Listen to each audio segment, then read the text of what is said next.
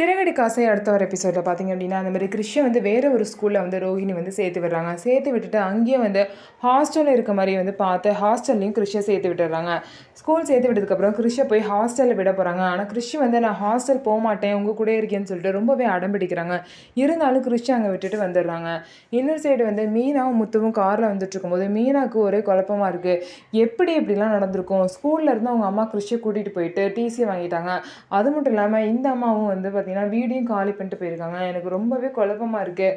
இதெல்லாம் உண்மையா இல்லை வேறு ஏதோ விஷயம் மறைஞ்சிருக்கான்னு தெரியலன்னு சொல்லிட்டு யோசிச்சுட்டே வந்துட்டு இருக்கும்போது பார்த்திங்க அப்படின்னா, மீனா வந்து யதார்த்தமாக இறங்கும்போது கிறிஷோட பாட்டியை வந்து ரோட்டில் பார்த்துருவாங்க. பார்த்துட்டு அவங்கக்கிட்ட போயிட்டு, என்னம்மா என்ன பண்ணுறீங்க, கிறிஷும் அவங்க அம்மாவும் இப்போ எங்கே இருக்காங்க அப்படின்னு சொல்லிட்டு மீனா வந்து அவங்க பாட்டிக்கிட்ட கேட்குறாங்க.